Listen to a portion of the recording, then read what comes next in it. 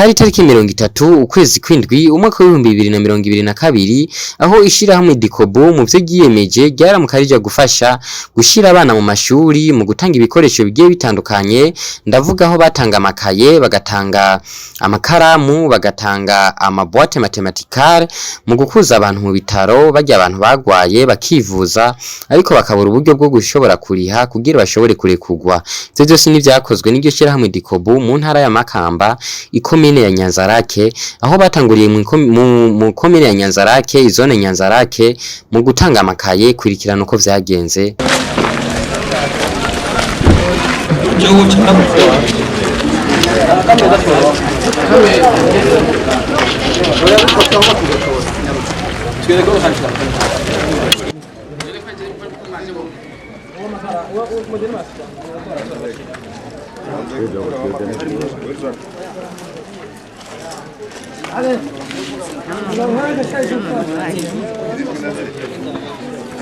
umwe w'iterambere rifatiye mu gushigikirana.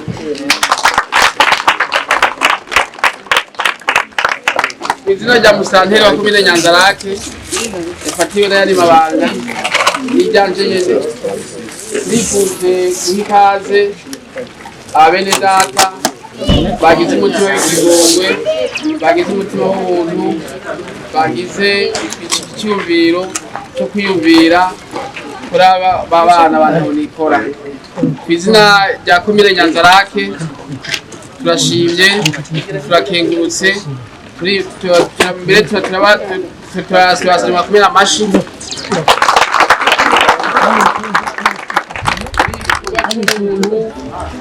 abantu baje kudushigikira.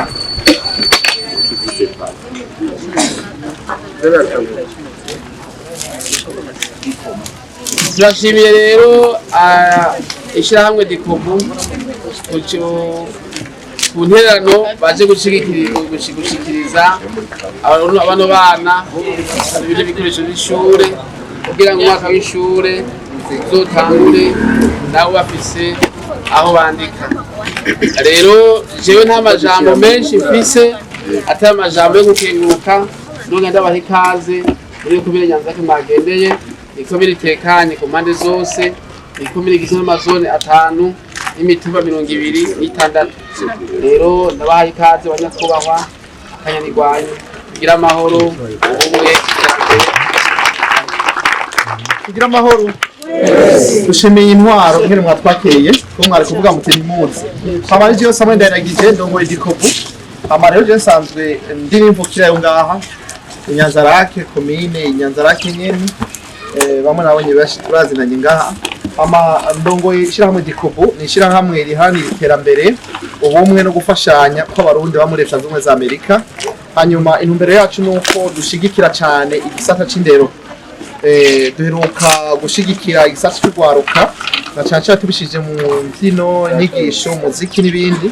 Ubu naho tugomba kubikora muri kino gikorwa cyo kubashira mu mashuri na cyane kubafasha kugira ngo mwige abana bakiri bato.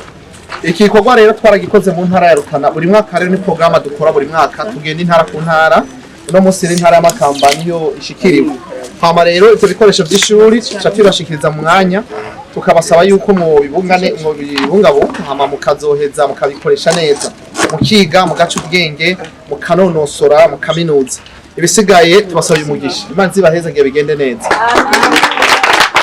Hanyuma harabo twagendanye murabona benshi bambaye utudupira twa DICOBU, n'abanywanyi ba DICOBU. Aba bose bari hano, ariko hari uwundi asanzwe aturongoye twese abarundi tuba mu mahanga, ni nyakubahwa President Eric Niragira, niwe adutwara twese abarundi tuba hanze y'igihugu cy'u Burundi mu ishirahamwe ibiti. Nagomba muhaka jambo amace duheza kino gikorwa kuko dusande hinji tuca tuje kari binyakubahwa. Tugira Imana nagira mfata karo kanya kugira ngo shimire mwevuye ku mutima ishirahamwe y'abarundi ba muri Amerika DICOBU rirongowe na Samuel Ndayiragije. Turi kumwe ngaha kuri iki gikorwa cy'iteka waje kugira ngaha muri no komine ya Nyanza-lac, na cyane cyane ko tuzi uko indero ari kimwe mu mishinge ikomeye cyane yo kubaka igihugu cy'u Burundi. Ubwo rero turamushimiye turanamukengurukiye dushimira n'abantu bose baba barakoze kugira ngo uburyo buboneke bice muri DICOBU. Hamba namwe mugira muronka yamakaye, twifuza yuko ugaruka umwaka uza abana bagiye kuyaronka batubwira ko barose amanota meza, sivyo? Ntagira uzoba wanyu. Ego ndabashimiye rero Monsieur Samuel, nkaba nagira ce ngenda mvuze yuko notera kamo n'abandi barundi b'amahanga barabire akaroro keza kuri DICOBU kugira nabo bazoze bakora ibikorwa nk'ibi bifasha indero. Murakoze cyane, Imana ibahezagire. Murakoze. Hama rero tugomba tuce tubahereza ko tuja amazona atandukanye uje ku ruhande koza kwarunda boyo. Yego abatonda abantu abase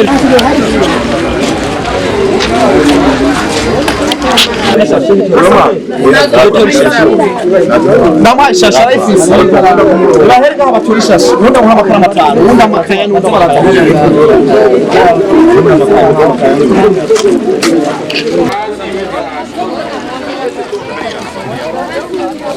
zona ziriya shashe ziri hasi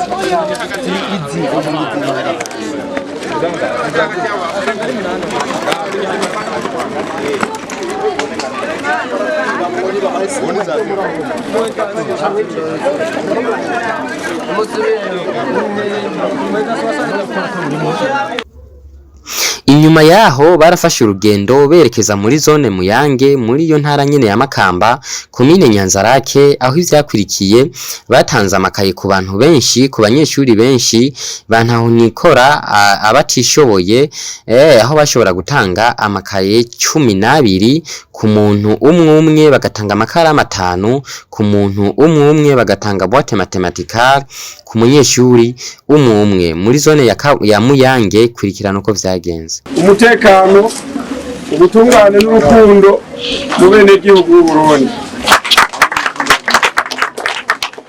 Ndabivuze uko mu rukundo kubera hari abashobora kugira impuhwe z'imfuvyi cyangwa abantu baboneka cyangwa abapfakazi. Kuri uyu munsi itariki 30 z'ukwezi kw'indwi 2022 abo nuvuganye n'abagira neza arashobora kumenya bakagusigura ishyirahamwe ryabo kuko babimbariye ubunyene bica bingora gufata ku mutwe, biyumviriye kugira ngo bafashe abana b'imfuvyi bamwe batafise abashobora kubafasha b'abanyeshuri. Ni ukuvuga ko bahereye ku bana bo mu wa mbere gushika mu 9 baravye abahungu n'abakobwa. Turavye ko dufise imfuvyi nyinshi, mugabo baragerageje kuraba ku mutumba 11 aho bashoboye kubarungika, ariko hariho umutumba umugambi mwunganire ni umugambi gushigikira cyane abana bari mu bukene na cyane badashobora kwiga kubera gukora ibikoresho by'ishuri. Mu mwaka weze twarakore mu ntara ya Rutana, uno munsi twaba turiko dukorera mu ntara ya Makamba. Ni programa rero ya DICOBU ikora buri mwaka. Rero abanywanyi ba DICOBU twaragiye hamwe turegeranya ubwo buryo kugira ngo uno munsi kino gikorwa gikoreke. Uno munsi rero sinza kubicisha amajambo, intumbero ni ya indi nyene, ni kugira tubafashe abo bana bige kuko ni mu Burundi bw'ejo. Nagomba rero ndababwire ko dushitse ngaha dusanze igitigiri twategekanje cyongereye gato, twasanze ngaha hari abana b'imfuvyi benshi, turaza kugabanya igitigiri gatoya. Nyanza-lac twatanze amakaye 12 n'amakara 5 hamwe na kompa no boîte mathématique, ariko ubu turaza kugabanya igiti c'amakaye gato kugira ngo abana bose twaronse ngaha bashikirwe. Turaza gutanga amakaye 9 kugira ngo bose bari ngaha baronke. ibisigaye ni vya bindi nyene mbwa turagabanije ko gatoyi aho kuronka amakaye 12 reka tubahe 9 kugira ngo mwese musabikanye mugabo izokurikira turabonye ko igitigiri ciyongereye tuzoza natwe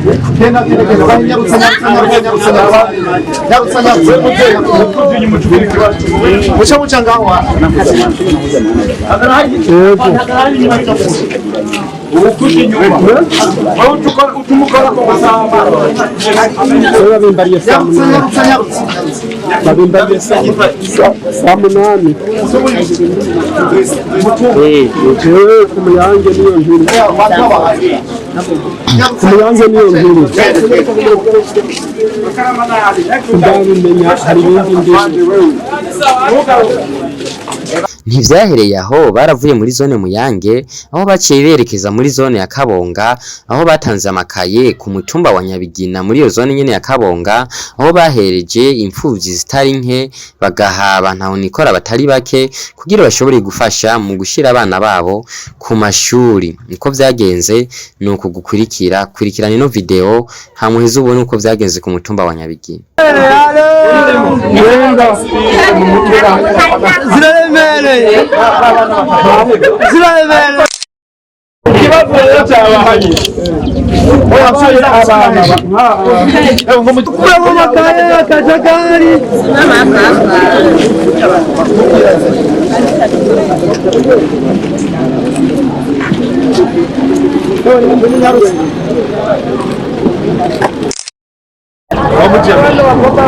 fotora ifoto imwe nziza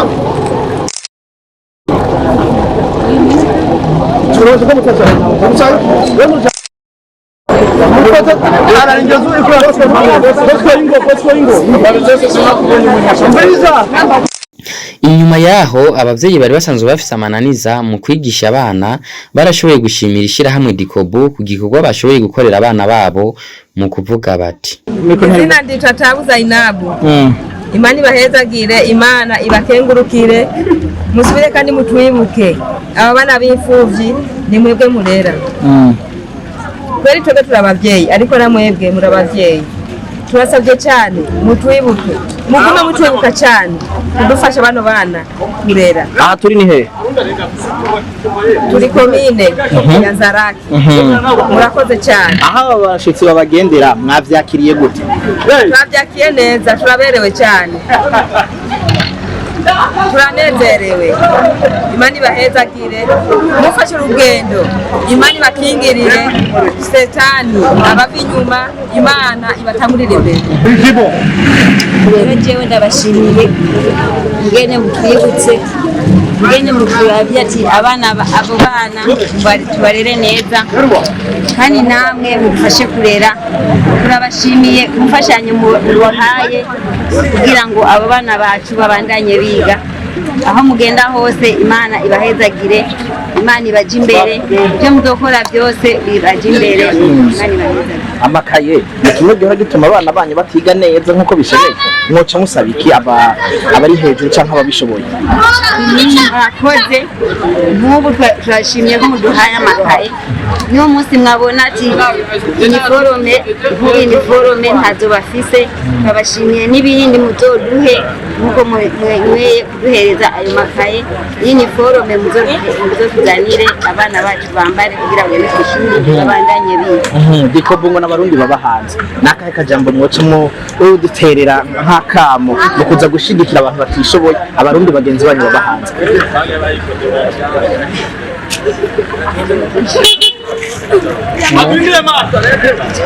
twabashigikira twabasaba kubandanya kugira ngo batere imbere natwebwe tuzotere imbere baduteze imbere nkuko bene bateye imbere natwebwe dutere imbere nkuko nabo bateye imbere Imana irakoze